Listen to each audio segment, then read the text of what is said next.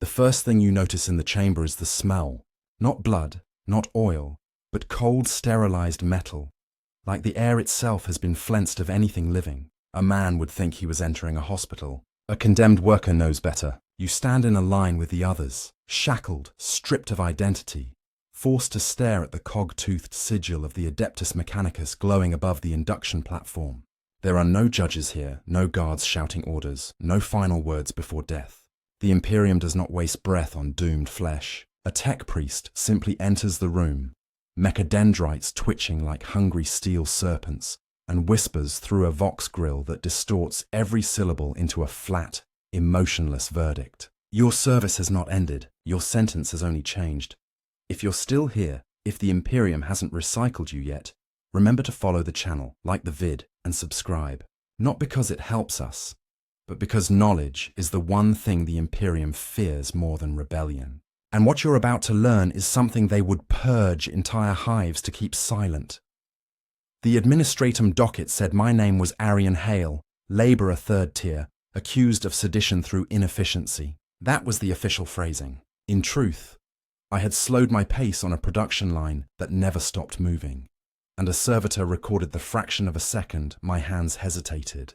There were no appeals, no inquiry. The Imperium does not ask why a man breaks. It simply replaces him with something that doesn't. I remember the doors closing behind us, thick steel slabs engraved with the skull and cog of the cult Mechanicus. They sealed so tightly that I felt the air change, as though the building itself was swallowing us whole. We were marched into a long corridor that had no windows, no markings, no sound other than the hydraulic whine of the custodial constructs herding us forward. The air tasted like copper and antiseptic. It stung my nose with every breath. There were no guards screaming, no batons, no punishment. The silence was worse. The Imperium makes a spectacle out of public executions, but Servitor Recycling is done quietly, with the precision of a factory machine. The line of condemned shuffled forward. Some stared ahead with blank eyes. Others prayed. A soft, cracked litany begging the Emperor for mercy. I didn't pray. The Emperor's mercy is a story told to children. The chamber at the end of the corridor was bigger than anything I had ever seen. A cathedral of machinery. Steel tables lay arranged in perfect rows beneath a forest of surgical arms. Blades, drills, scalpels, injectors, mechadendrites tipped with syringes and cables. Red-robed tech priests moved between them like priests preparing an altar. The lights were too bright. Cold, clinical beams that made the whole room glow like the inside of a corpse. One of the condemned started screaming. Not words, just raw animal noise. A custodial servitor injected him with something thick and violet, and he crumpled mid-breath, his body going slack like a puppet with the strings cut. The rest of us went silent. A magos biologis approached the platform. The vox grill where his mouth should have been flickered with static as he spoke. Unit designation begins now. Remove garments. Remove identifiers. Remove remnants of identity. You are entering upgraded service. It was the closest thing to a verdict we were given. We did as we were told. There was nowhere else to go. The moment my bare feet touched the metal floor, I felt the cold pulse through my bones. Tech priests and cybernetic attendants moved with clockwork rhythm, fastening restraints around wrists and ankles, sliding metal clamps around skulls and chests. Every motion felt rehearsed, practiced thousands of times, like we were just another cog in a machine that had been running for centuries. A mask descended over my face, smooth, featureless, studded with injectors and cables. Something hissed. The world grew muffled, like I was sinking underwater. My heartbeat thundered in my ears. I tried to move. The restraints tightened, metal biting into flesh. Sedatives, neural dampeners. The room blurred in and out of focus. Voices became distant echoes. The tech priests spoke in binharic bursts. Clicking, whirring cant that sounded more insect than human. My thoughts drifted in fragments. I heard the whine of cutting tools. The wet sound of something opened. I smelled blood, hot and metallic. Then, darkness. When sensation returned, I did not know how long I had been unconscious. Time evaporates in the Mechanicus laboratories. It could have been minutes. It could have been days. I was strapped to a different table. My arms were spread out, my chest exposed. Tubes ran into veins. Wires disappeared under the skin. I felt stitches tug tight where flesh had been sealed. A voice rose above the mechanical hum. Cerebral access confirmed. Prepare for wetware cataloging. Cold pressure touched the back of my skull. A drill word. I screamed, but the mask over my face muted everything into a hollow choke. There was no anesthetic, at least none that worked on the mind. Pain detonated behind my eyes, white and blinding. It felt like fire crawling through my skull, like something was peeling my brain apart layer by layer. Memories collapsed under the assault. Years of my life were shredded into static. I saw flashes. My mother's face, my brother laughing, a city street beneath a broken sky. And then the images melted, corrupted, overwritten. Neural architecture was mapped, categorized, reduced to electrical patterns. Subject displays resistance. Increased cognitive suppression. The world dimmed again. My thoughts were no longer my own. They drifted like leaves in a storm, scattered and torn. When I woke the second time, my voice was gone. I tried to speak, to scream, but the sound never formed. My throat was metal dry. The words stuck somewhere I could no longer reach. I realized they had implanted something that controlled or silenced the vocal cords. The restraints released. A machine lifted me upright. My legs trembled but held. A tech priest examined me through glowing cybernetic eyes. Baseline motor control, functional. Autonomic stability, confirmed. Identity markers, removed. Identity markers. Name, memory, personality. Everything that made a human being human. Deleted, reformatted, purged. Proceed to phase 2. We were marched down another corridor, no longer chained, because the sedation and implants made resistance impossible. I walked like a puppet guided by invisible strings. My limbs weren't mine anymore. Muscle responses came half a second too slow, as though a program mediated every movement. A glass wall ran the length of the corridor. Behind it, I saw the next group of condemned, waiting in the first chamber. The same fear, the same screams, the same hypnotic silence. There were hundreds of them, thousands maybe, a city's worth of bodies being harvested for labor. They replaced us faster than anyone realized. In the next chamber, machines scanned us. Data slates recorded vital signs, neural responses, compatibility scores. A servitor with a half-metal face injected another chemical cocktail into my spine. The world turned bright and sharp. My skin felt too tight. I could hear every sound, every breath, every drip of fluid, every mechanical pulse of the facility. It was like my senses had been rewired to serve the machines instead of my own mind. The tech priests called it optimization. A magos walked between us, his robes gliding like liquid. His voice crept through the vox grill in a dry hiss. You will no longer suffer the burden of thought. You will no longer feel the weakness of fear. You are being improved. His mechadendrite lifted and wiped a streak of blood from my shoulder as though cleaning a tool. There were moments, tiny ones, where my old life surfaced. Not memories, just sensations. The warmth of sunlight on skin, the sound of wind, the taste of clean water. They flickered at the edge of consciousness, fragile and dim. When I reached for them, they broke like glass. Phase 2 was where the human body stopped being flesh. Surgical frames lowered from the ceiling. Mechanical arms fitted reinforced bone plating beneath the skin. Connective tissue was replaced with synthetic fiber. A power conduit was grafted into the spine. Eyes were augmented with retinal displays that flooded vision with data readouts. Pain became a distant echo, something that registered more as mathematical error than physical sensation. Someone beside me died on the table. Heart failure, blood loss, shock. Servitors cleaned the corpse, harvested usable tissue, and loaded the remains into a recycling unit without hesitation. Every scrap of a human body had value. Even in death, the Imperium did not waste material. When my own implants synced to the neural core, the world changed again. I felt an artificial pulse beating beneath the heart. A quiet hum vibrated through bone. Something deep inside my skull clicked into place, and suddenly, an overlay of glowing symbols floated across my vision. Orders, instructions, coded imperatives. Walk, comply, serve.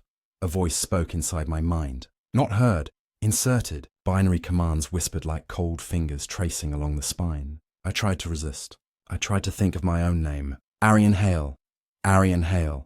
But the syllables were gone. The thought dissolved before it ever formed. Laughter echoed from somewhere behind me. Not tech priests, humans, still themselves not yet erased. They hadn't begun the implants, and the fear had reached the point where sanity cracked. One man begged. Another swore he would kill every Magos in the galaxy. The machines paid no attention. When their turn came, the screaming lasted longer. The hall beyond Phase 2 was colder, dimmer. Engines roared below the floor, pumping power to operating wings and fabrication lines that ran without pause. The scent changed from antiseptic to oil, solder, and burnt circuitry. This was where the flesh became part of the machine. Primary reconditioning begins. We were led into memory pods, coffin-like, structures lined with cables and needles and neural jacks that slid into the skull with a sickening, painless smoothness. The lids sealed. Darkness swallowed everything. Liquid filled the pod, sinking me into suspension. Something wrapped around the lungs and forced air in and out in perfectly timed rhythm. Then came the programming. Images flashed through the mind. Schematics. Command chains, binary strings that wrote over instinct. The body became a system of tasks and triggers. The mind became a storage unit, a silent library of orders and protocols. At first, I screamed inside my skull, beating at the walls of my own mind. But the programming didn't stop. It rewrote reflex. It edited memory. It crushed identity with the weight of 1 billion lines of code. When the pod finally drained, I stepped out on mechanical legs that obeyed before I consciously moved them. A tech priest checked the readouts. He nodded. Unit functional. Not man. Not worker. Not even prisoner. Unit. I could feel myself slipping away. Not dying, but fading like ink washed from paper. The last pieces of my mind were dissolving under the new directives.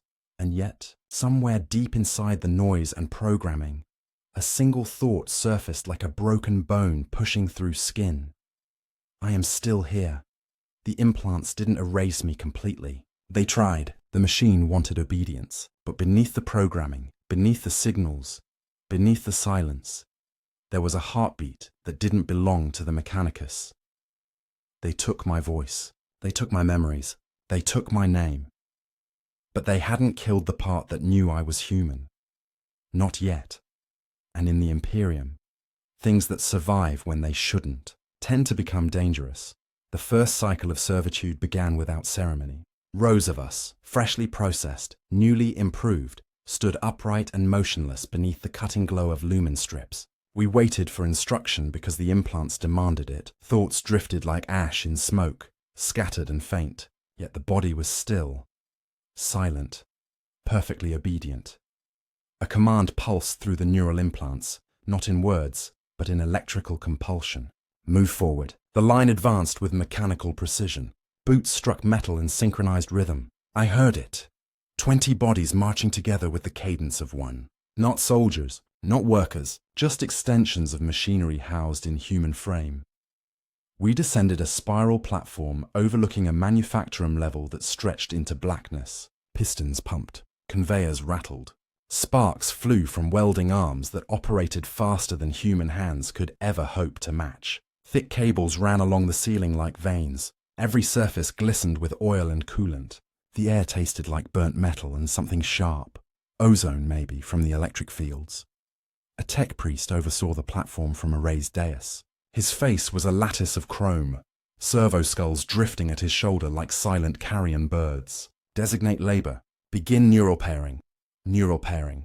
The phrase echoed through my skull like a cold finger scraping bone. A machine lowered an interface helm onto my head. Cold metal pressing against newly healed scars. A spike slid into the port at the base of the skull. There was no pain, not anymore. Pain had been coded into irrelevance. Then everything changed. My vision blurred and sharpened 100 times in the span of a heartbeat. Data flooded the brain, production quotas, conveyor speeds, coolant temperature, mechanical failure reports. I felt the manufacturum around me like it was an extension of my own nervous system. I could sense the tremor of every engine and the strain of every mechanical arm. The human brain is not built for this, but I was no longer only human. A conveyor jammed on the lower level. Some mortal worker had slipped or fainted or been chewed halfway through by the gears. I felt a directive surge into my skull. Clear obstruction. Repair unit loss. Maintain output. My legs moved before I consciously agreed. The body marched down metal stairs, boots clanging on steel. The worker was half alive, half pulp, trapped in grinding teeth of machinery. His eyes met mine, bloodshot, terrified, pleading. He whispered something. Mercy, maybe. It didn't matter. I pulled the lever that disengaged the safety, and the machine swallowed him whole. The conveyor resumed. The directive in my skull relaxed. Systems nominal. Labor efficiency restored. Inside me, something human howled. That was the real horror. Not that I executed the order, but that I had no choice. The implants controlled action and suppressed hesitation. The Mechanicus had rewritten instinct. We were programmed to see living bodies as raw material, as obstacles to productivity, as components of a system. Hours, or days, or weeks passed. Servitors do not sleep. They do not eat. They do not speak. The body was fed through nutrient lines that bypassed the need for taste or satisfaction. Time became a loop of commands, execution, mission complete, and new directives. The mind slid further into the dark, but the tiny spark that refused to die still smoldered.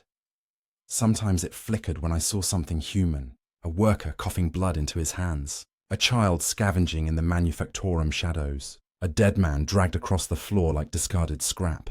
Once, a tech priest beat a worker with a mechadendrite until the skull cracked, simply because the poor wretch had spoken without permission. The other mortals pretended not to see. They knew looking too long was a death sentence. Every cruelty, every act of mechanized brutality pressed down on that last spark, trying to suffocate it. But instead of dying, it smoldered hotter. Anger. Not conscious, not planned, but primal. That is why the Mechanicus feared individuality. A servitor with a will is a weapon. One night, if the concept of night even existed in that machine world, a malfunction knocked half the manufactory offline. Sparks rained in thick showers. Voxcasters blared fault codes. Binary chatter shrieked through the steel corridors. Systems failure cascaded across every station. Servitors stood motionless. Without direct instructions, we did not move. The implants demanded orders to act. Workers screamed for help. Some were pinned under collapsed scaffolding. Others choked on smoke. Flames rose from breach points. The fire suppression systems were offline. The tech priests scrambled to restore control. One of them, young, still mostly flesh, was crushed beneath a fallen turbine. He clawed at the floor, gasping. His voice was wet with blood. Please, help! A directive pulsed into my skull. Ignore obstruction. Maintain position. Await command. But something was wrong. For the first time, the directive felt fragile, thin, like a chain that could break if I pulled hard enough. My foot moved, not from programming, from will. The implant seized in revolt. Pain, not physical but electrical, lit the inside of my skull. 1,000 needles jabbed into the brainstem. Muscles locked. Vision glitched into static. The Mechanicus protocols tried to override the motion, but they had never expected an anomaly. The system lagged, confused.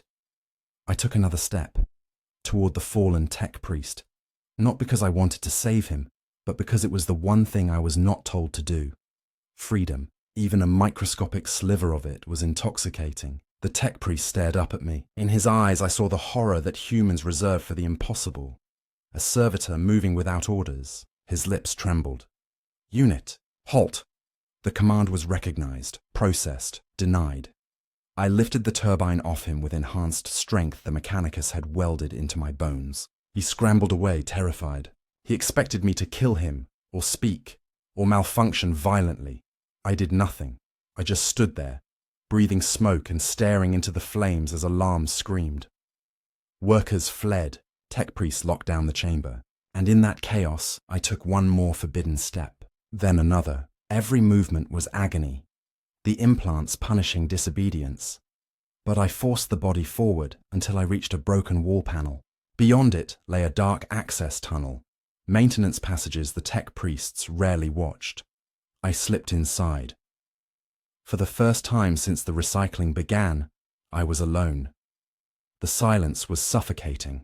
No commands, no directives, no voices inside the skull forcing obedience. Just the faint echo of machinery through the walls, and my own ragged mechanical breath But freedom was not liberation, not yet. Something was wrong beneath the skin. Circuits hissed. Muscles trembled. Flesh rejected metal. Metal rejected flesh. The implants demanded control, firing error codes that burned behind the eyes. I collapsed to my knees, shaking, every nerve screaming. Somewhere high above, an alarm changed tone. Not a system failure, a security alert. They knew a renegade servitor was an abomination. Not a malfunction, not a minor glitch. A violation of the Omnissiah's will. In the machine cult's logic, a servitor that acted on its own could spread corruption, biological or informational. It had to be destroyed. I crawled down the tunnel, vision flickering with static. Sparks fell from the neural ports in my skull. The brain felt too big for the skull, swelling with electrical storms. The metal plating beneath my ribs grew hot. Footsteps thundered overhead. Not servitors. These had rhythm, weight, urgency. Skitari, tech guard. They were coming. I forced myself to stand. Pain flooded every nerve, but I moved. The tunnel opened into a pumping station, lit by flickering hazard lamps. Pipes ran in every direction like the arteries of a metal beast. Steam vented in violent bursts. Somewhere below, coolant gushed through conduits thicker than a man. A voice whispered inside my skull. Not a command, not programming, a memory. Run! I staggered forward, gripping a railing for balance. My legs shook under the strain. The Skitari were closer now. Mechanical footfalls, Vox signals crackling. They weren't shouting. They didn't need to. They moved with machine precision. I crossed a catwalk over a massive coolant vat. The vapor stung the augmented eyes. Below the railing, the glow of biofiltration lights shimmered across toxic liquid. If I fell, I wouldn't die. I would dissolve. The implants tried again to seize control. Limb paralysis. Error codes flashing across vision. Neural lockdown engaged. I slammed my head against the steel wall. Once. Twice.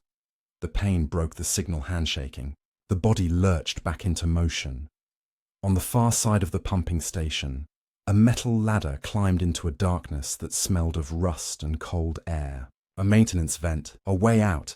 I reached for it, and a Skitaria stepped into view at the top of the walkway. Half metal, half man. Eyes glowing red. Rifle leveled, I froze. Not because of fear, but because the implants recognized an override authority. The body locked in place, limbs rigid, lungs barely moving. The Skitarius did not speak. It didn't have to. It transmitted a kill command directly to my implants. A cold, slicing presence slid through my neural network, shutting down systems. Darkness washed in. But at the edge of consciousness, where the implants couldn't reach fully, something flickered. A single fragment of memory, sharp and stubborn. My brother's voice, laughing on some forgotten street. The spark flared, the implants faltered, and the body moved again. Not obedient. Not controlled, defiant. I lunged into the Skitarius with full augmented strength. The impact drove us both backward. Metal screamed as the railing snapped. The world tilted, and I saw the coolant vat rising toward us like a neon pit. We fell. The Skitarius hit the liquid first. His augmetics hissed and sparked as corrosion ate through armor. I hit a second later, but something in my body kept me afloat. A buoyancy system. Emergency survival engineering. The Skitarius sank, thrashing, drowning without lungs to fill or breath to lose.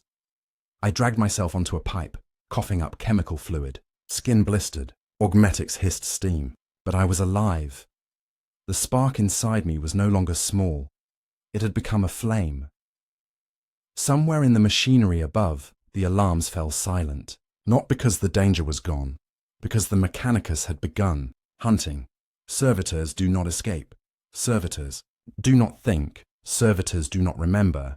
But I did, and the Imperium was not ready for a mind that refused to. Die deep beneath the Manufactorum, where rusted ducts whispered and coolant dripped like sweat from a dying corpse. I discovered what it meant to move without orders. Every step was my own, yet every nerve was still chained.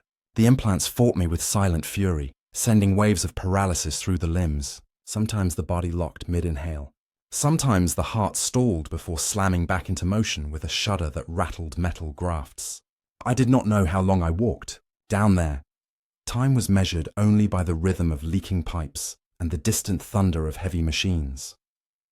In the darkness, I tested myself. I tried to raise my hand without command, and the implants seized the muscles with electric shock. I tried again, slower, coaxing motion instead of forcing it, and the hand shuddered upward like a puppet learning to dance without strings. Every motion was a negotiation between synthetic control and human stubbornness. The implants punished rebellion, but they were not omnipotent. Somewhere in their logic, a flaw existed.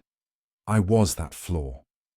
An hour, or a century, later, I reached a hatch sealed with a rusted wheel lock. Servitors never needed access to such places.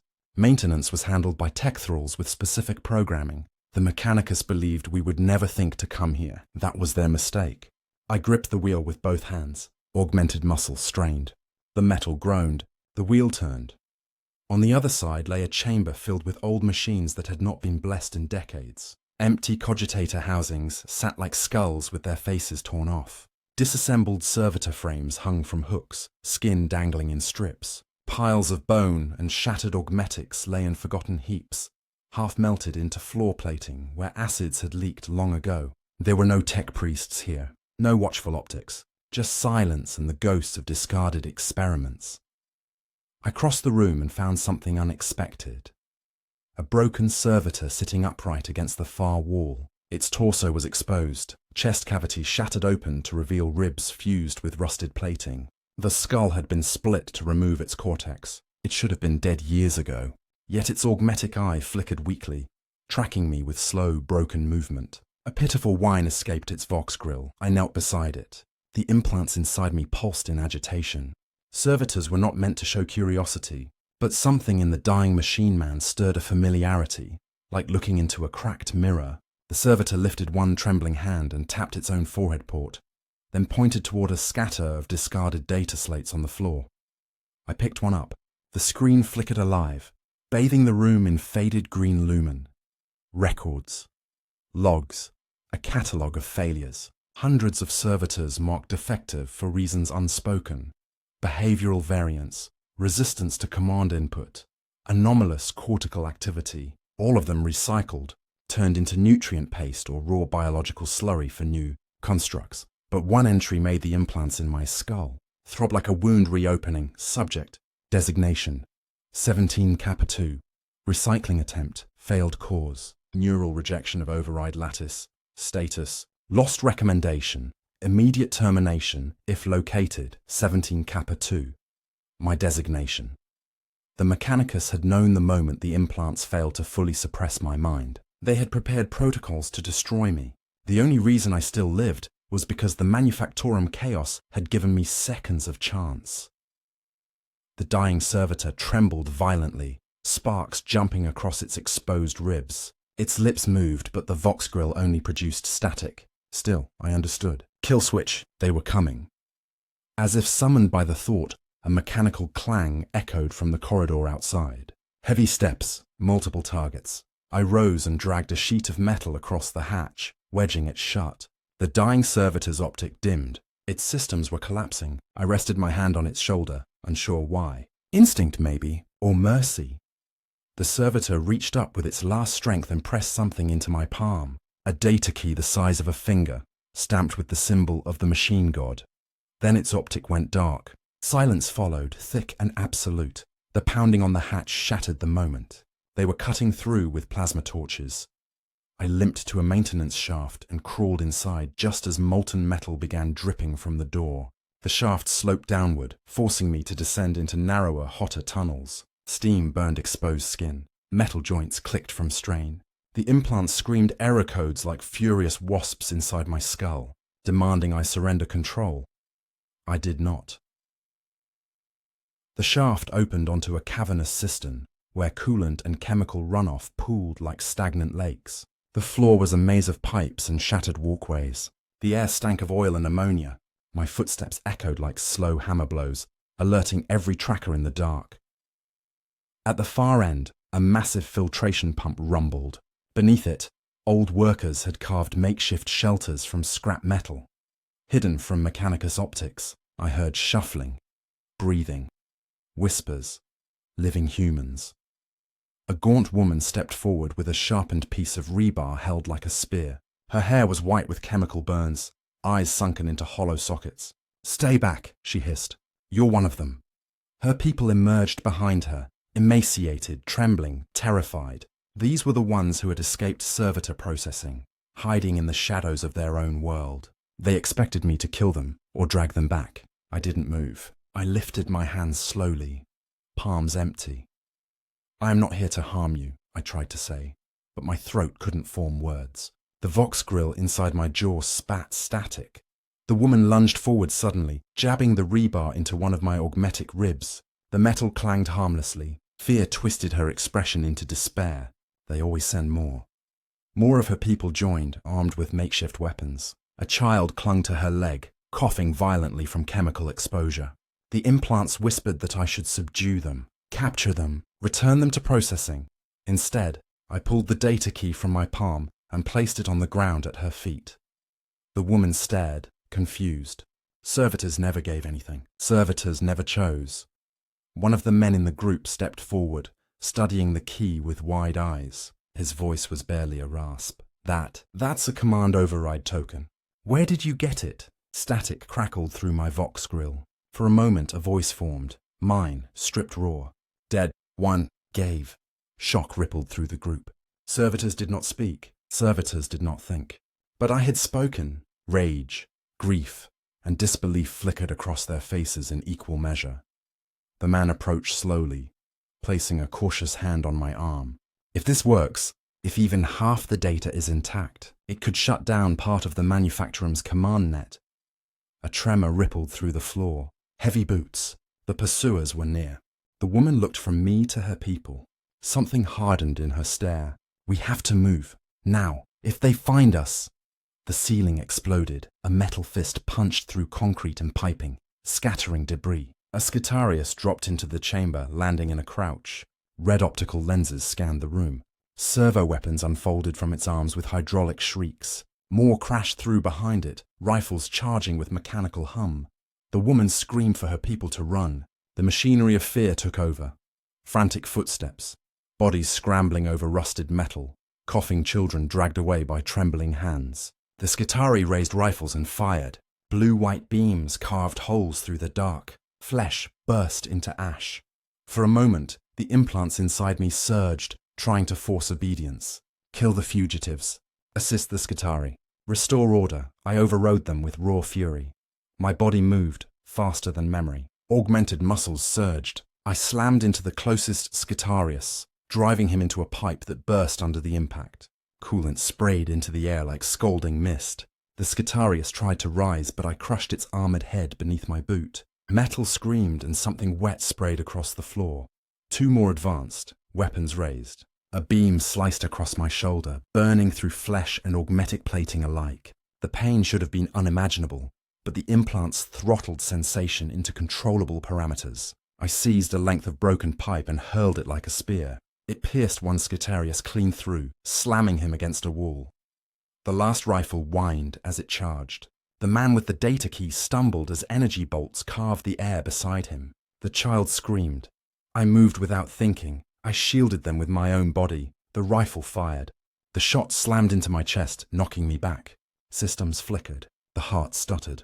But I stayed upright. I charged the Scitarius, grabbed his rifle, and snapped it in half. Then I drove my fist into his chest until armor plates buckled and bone shattered. Silence crashed down after the last shot. The woman stared, trembling. Not with fear, something else. Recognition. The monster built to enslave them had turned against its masters, but there was no time. Alarms blared deeper in the tunnels. Reinforcements would come. More Scitari, perhaps even a full Manipulus with arc weapons. The data key, clutched in the man's shaking hands, was their only hope. The woman pointed to an old maintenance transporter, half buried under scrap metal. "We can reach the surface, industrial levels. If we make it, we disappear into the slums. The Mechanicus won't search there."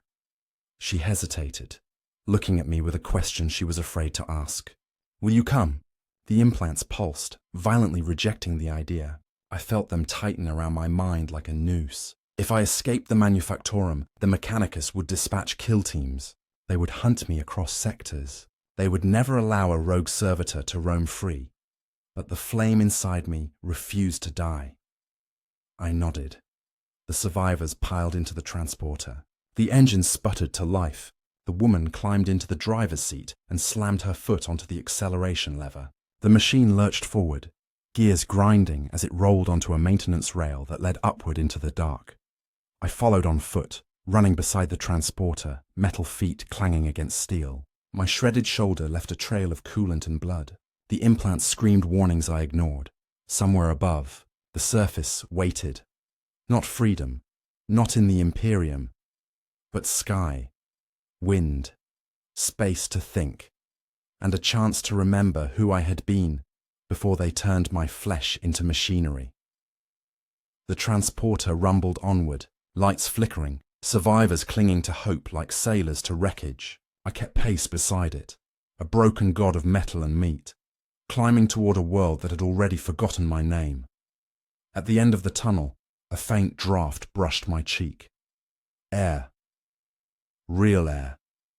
The body trembled. The mind burned. The flame inside me roared into something new. A heart that should not beat was beating still. And nothing in the Mechanicus. Design allowed for a servitor with a soul. The tunnel spat us into a cavern of rusted freight elevators and cracked gantries, where ancient industrial mechanisms loomed like the ribcage of a titan long since gutted.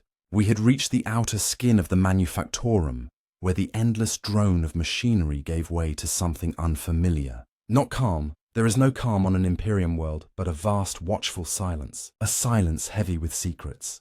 The transporter rattled to a stop, its engine coughing black fumes. The woman, her name was Lysa, whispered by those who trusted her, jumped out and motioned for the others to follow.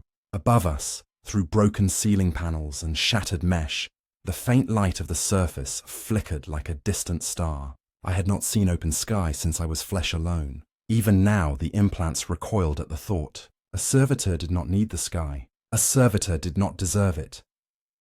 Yet the heart that should not beat hammered with strange hunger. The survivors scrambled up a staircase of twisted metal. I followed last, climbing with careful steps, so that the weakened structure did not collapse beneath my augmented weight. Every movement drew sparks of agony from the implants, warnings cascading like machine curses. Unauthorized behavior, lethal deviation, immediate correction required. But their control was slipping. My thoughts had edges again. I remembered pieces of myself the Mechanicus had tried to carve out.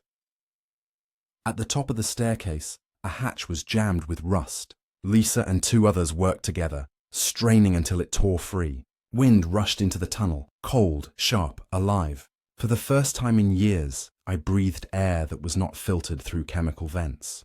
The sensation was painful, almost unbearable, as if every nerve in my lungs had forgotten how to feel anything but metal.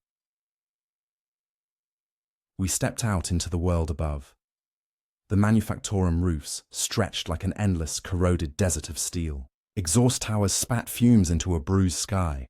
The horizon was jagged with spires of industry, forged chimneys, broken cranes, skeletal conveyor bridges leading nowhere. This world had once been green, perhaps, before the Mechanicus scoured it down to ore and fumes. Now its surface was a graveyard of machines that never died, only rusted into new shapes. Lisa crouched beside a ventilation duct and signaled for silence. Far below, we heard the clanking march of Skitarii patrols. They were searching already. The Mechanicus would sweep this industrial plain like a steel brush until they found us. The survivors knew it too. Their faces were tight with desperation. "We head west," Lisa whispered. "Toward the slums. They don't patrol there often." The man with the data key, Torren, looked at me. His eyes asked a question he had not voiced. Would I keep protecting them, or would I break and leave them behind? I answered by moving first.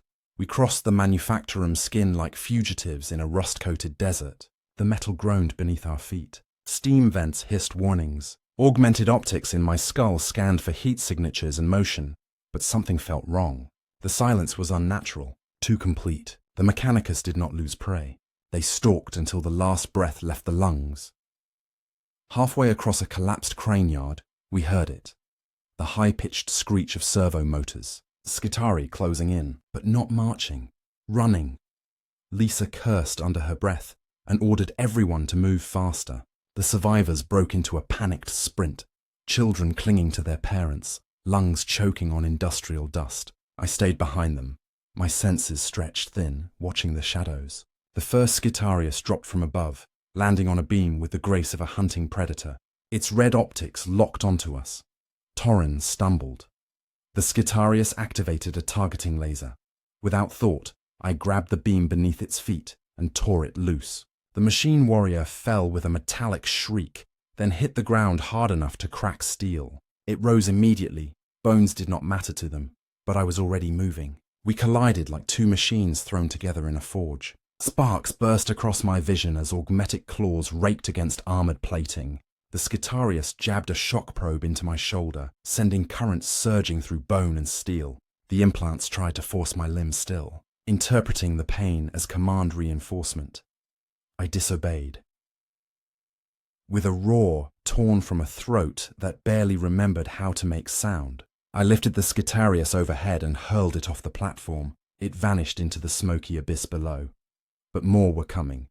We fled across a sagging conveyor, the metal flexing dangerously under our combined weight. Below, boiling runoff churned in toxic rivers, eating holes through the metal supports. Ahead, a loading bridge led toward the city slums, if it held. The bridge did not hold. A blast of gunfire shredded the supports, and the structure buckled. Lysa screamed for everyone to jump. One by one, they leapt across the gap as pieces of the bridge tore free. Some made it, one didn't. A young man missed the edge and fell, hands scraping metal until his grip failed. He dropped into the chemical fog below without a sound. No one looked back. When the last child was across, I jumped. The weakened bridge gave way beneath me, plunging into the void. My hand caught the far ledge, metal fingers digging into rust. Torrin and Lysa pulled with all their strength until I climbed onto the platform. My chest burned, circuits in my ribs overloaded, but I was alive. Skitari silhouettes appeared on the far side of the chasm, weapons raised. But the gap was too wide. For now, the survivors were safe. We descended into the outskirts of the Manufactorum district, where broken hab blocks sagged like rotten teeth. The slums were a different kind of hell, one the Mechanicus rarely bothered to cleanse. People here were unregistered, unmonitored, forgotten. They lived and died in filth, surviving on scraps of nutrient gel and whatever water they could boil free of chemicals. The locals saw us and froze in fear when they noticed me. A servitor, a free one, walking among humans? It was a nightmare made real. They whispered, pointed. Some fled into the shadows. Lysa pushed forward, calling out that we brought no violence. We were no threat. We were the threatened. Slowly, doors opened. Gaunt faces stared through cracks. The smell here was worse than the Manufactorum. Rot, hunger, sickness. But at least the air was real. Inside a collapsed hab shell, Lysa gathered everyone around a rusted slab of metal. Torrin set the data key down with trembling reverence. If this contains codes for the override lattice, we can disrupt the servitor command net, he said. Even if only for minutes, it could spark rebellion across the processing lines. Spark. The word struck something deep. If one servitor broke free, the Mechanicus called it a glitch. If hundreds did, they would call it treason. The implants inside me reacted violently at the thought. A storm of error signals filled my skull. My vision swam. My augmetics trembled as if possessed. Something in the command net was reaching for me, clawing along the neural link, trying to drag me back into compliance. I dropped to one knee, gripping my head, fighting the invisible chains. Lysa backed away, fear flickering across her face. But Torrin approached, steady and unafraid. They're trying to force a reboot, he whispered. If they get inside your cortex, they'll rewrite everything. The thought ignited pure rage. I slammed my fist into the floor. The impact shook the hab shell, rattling debris loose from the ceiling. Slowly, painfully, the implants fell quiet again. Not defeated, but contained. For now. Outside, distant sirens wailed. The city slums were waking to the truth. Fugitives had escaped the Manufactorum. Word spread like plague. Some slum dwellers hid. Others gathered torches and pipes, preparing to defend themselves. No one wanted the Mechanicus coming here. Night fell like a curtain of ash. The Manufactorum glow painted the clouds in sickly orange light. Children cried themselves to sleep. Adults whispered in circles, arguing whether to flee farther or make a stand. Torren worked by the light of a dim lumen, trying to decode the data key. I sat apart, watching the sky. High above, the stars were smothered by smog and smoke, yet the faintest light still bled through. I remembered staring at those lights once, before the implants, before the silence in my mind. I remembered laughter, a name, a mother's voice, but the memories shattered whenever I reached for them. The slum was quiet, too quiet. I heard movement in the alleys, metal limbs scraping stone, not Skitari, too light, too fast. Then the shadows crawled. Dozens of tiny tracked drones skittered across the ground, their mechanical limbs clicking like bones. Servo skulls floated above, optics glowing red. They swarmed toward the refugees, scanning faces, broadcasting coordinates. Chaos erupted. People ran, screamed, threw rubble and scrap metal. But the drones kept coming, relentless. A servo skull latched onto a screaming woman's hair and dragged her to the ground. Vox horns blaring summons for capture. I launched forward, crushing the first drone beneath my heel. Another clung to my arm, drilling into flesh to sample blood. I tore it free and hurled it into a broken wall. Lysa grabbed a length of chain and smashed a servo skull until sparks showered the dirt. Torren shouted that they weren't here for us. They were marking targets for something bigger. He was right. A distant thunder rolled through the slums, deeper than machinery, heavier than anything with wheels. The ground vibrated. Buildings trembled. Doors burst open as people fled into the streets. From the manufactorum gates, towering silhouettes advanced, Castellan robots. The Mechanicus was done hunting. Now they were cleansing. The refugees screamed. The servitors for war marched, their armor reflecting furnace light, each footstep crushing stone. Flamers ignited with roaring streams of promethium. Hab blocks erupted into firestorms as the Castellans swept the slums clean. Lysa grabbed Torren, yelling for everyone to scatter. Families ran into the ruins, hoping the machines would miss them. The Castellans did not miss, I charged. It was madness. One servitor against war machines older than living memory, controlled by tech priests whose logic allowed no mercy. But I ran anyway, metal feet carving furrows into the ground. A Castellan turned its visor toward me, scanning, categorizing, targeting. It fired. The plasma bolt struck my chest. Flesh vaporized. Metal fused. I staggered but did not fall. I seized a fallen steel beam and swung it like a hammer, smashing into the Castellan's head. Armor cracked. Sparks spat from severed circuitry. The machine reeled. Behind me, Lysa and Torren dragged survivors through the burning ruins. Children clung to their parents. Old men stumbled. Everyone moved because stopping meant death. The Castellan recovered and raised its flamer. I tackled it into a collapsed hab wall. The impact shook the ground. A second Castellan advanced, weapons glowing. The implants surged again. Command protocols firing, screaming that servitors do not fight the Omnissiah's chosen. That disobedience meant erasure, that I was a thing, not a soldier. I rejected every word. The first Castellan swung a metal fist. I ducked beneath the blow and tore into its power cabling. Energy exploded outward, engulfing us both. When the smoke cleared, the Castellan lay in pieces. I stood. Barely. The second machine advanced, flamer roaring, and then gunfire. Not Mechanicus weaponry. Slum fighters, armed with stolen laser guns and crude explosive charges, emerged from the burning ruins. Their shots pinged off the Castellan's armor, but every hit slowed it. They threw charges beneath its feet. Detonation staggered the machine. More refugees joined, screaming defiance against the machine, against the Mechanicus, against the Imperium itself. Hope is a small thing, but it spreads faster than fire. Together they swarmed the Castellan. I tore into its torso, ripping out the core. The machine convulsed and fell. Silence followed, brief, trembling. The slums were burning, but living. More Castellans would come. But so would something else. A rebellion. Maybe tiny, maybe doomed, but real. And as flames rose into the night, the heart inside my metal chest beat faster. The survivor's spark had become a blaze, and the Mechanicus would learn that even a servitor can burn. The fires took hours to die. By dawn, the slums lay under blankets of grey ash, twisted metal. and the remains of buildings that had never stood straight to begin with. But the silence that followed was not the silence of submission. It was the breath before a scream, the kind that could shape a world or break it. Lisa walked among the survivors, bandaging wounds with strips of scorched fabric, speaking softly to those who had lost family.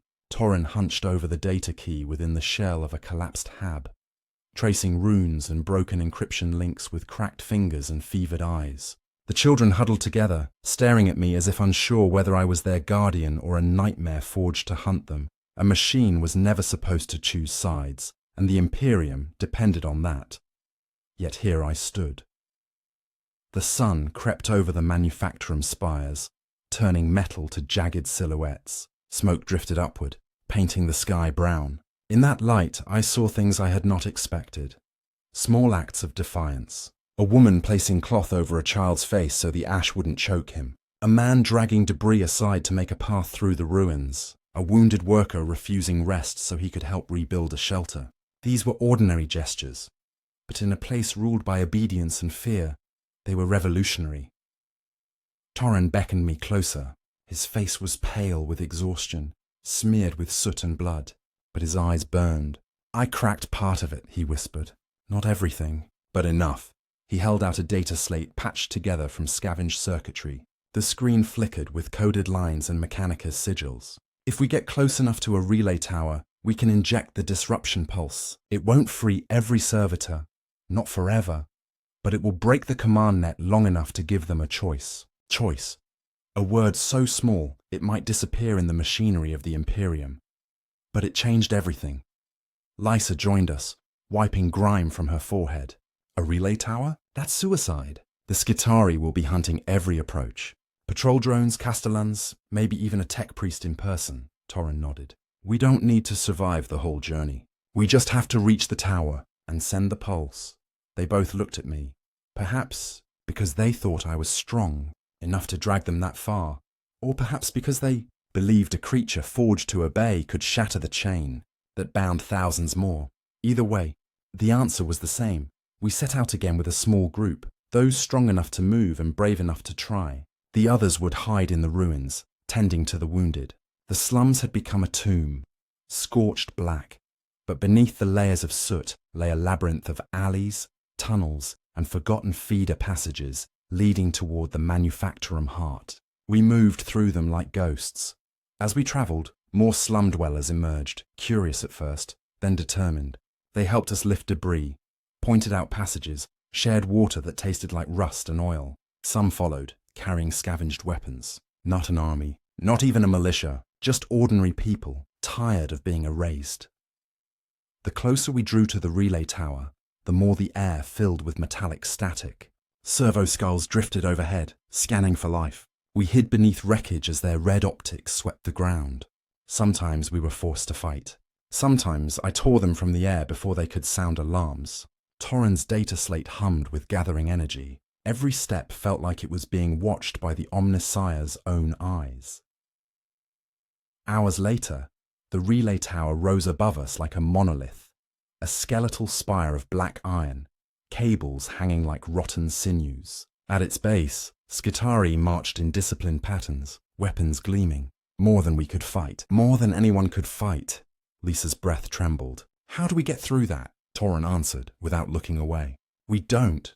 He does." It took a moment for me to realize they were waiting. Lisa rested a hand against my metal arm, gentle but steady. "You don't owe us anything," she said. "You don't owe anyone anything. If you run, we won't blame you. Run." The idea was absurd. A servitor was made to serve, not flee. And yet, a heartbeat echoed inside my chest. A heartbeat that should not exist, should not feel pride or anger or hope. But it did. "I won't run," I said. My voice came out deeper than I remembered, distorted by machinery, but unmistakably mine. I walked alone into the open yard. The Skitari saw me instantly. Targeting beams snapped toward my chest. Orders screamed across encrypted Vox channels. They opened fire. Last shots tore across my metal plating, burning lines of molten steel. I staggered, but I did not fall. I charged the nearest Skitarius, grabbed its rifle, and bent the barrel in half. It tried to strike back, but I crushed its helm beneath my fist. The others advanced, firing volleys that turned the ground to shrapnel. Torrin and Lysa sprinted behind me, slipping through the chaos while I drew the machine warriors into a killing chorus. Every servo in my body screamed that this was madness. Every implant spat error warnings. The command net tried to seize my limbs, override muscle impulses, shut me down. I resisted. One Skitarius drove a blade into my side, pushing until I felt metal pierce flesh. I grasped its wrist and snapped it in two, wrenching the blade free. Another fired point blank. My shoulder shattered. Circuits burst in a flash of blue arcs. Still, I fought. Behind me, Lysa and Torrin reached the tower's access port. Torrin slotted the data key into a rusted terminal. Sparks erupted. The screen flickered with denial runes, anti-tampering protocols, machine code curses that would burn out the cortex of any unauthorized operator. Torrin kept typing with mangled fingers. Lysa screamed as a Skitarius turned toward them, raising a flamer. I shoved forward, slamming into the machine before the nozzle ignited. We tumbled across the ground, grappling. Its augmetic limbs were stronger. Its systems were pure and unbroken. It pinned me, forcing my face toward the dirt. For a moment, my strength wavered, and then the world shook with the voice of a dying man.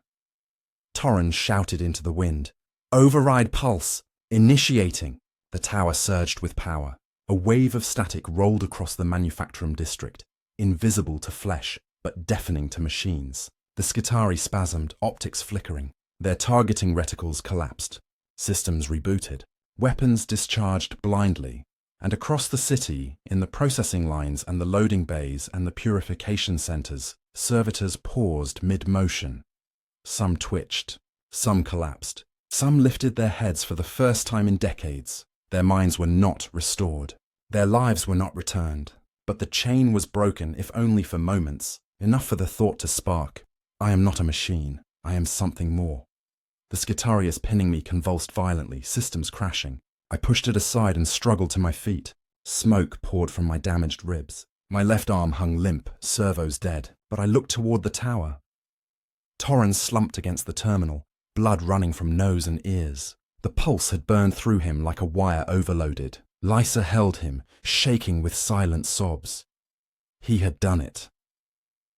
The slum dwellers emerged from hiding, seeing the Skitari crippled and confused. They rushed forward, seizing weapons, finishing the machines before they could reboot.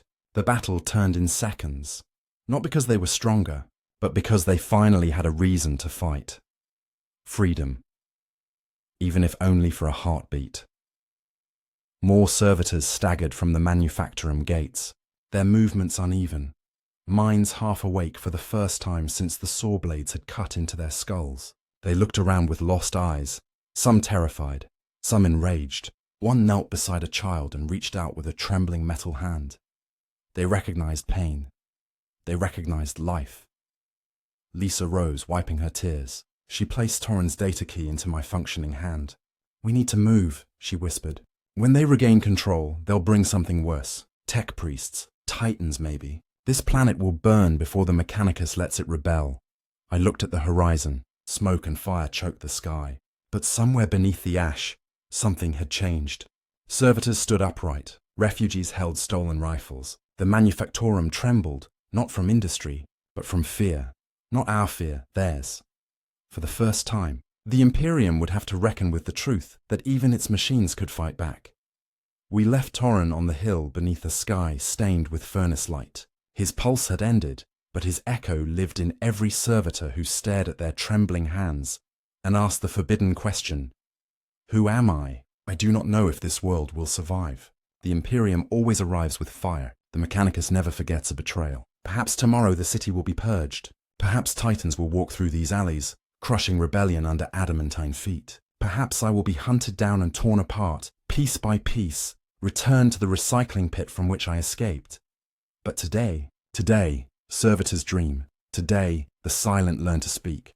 Today, something that was never meant to have a soul discovers one.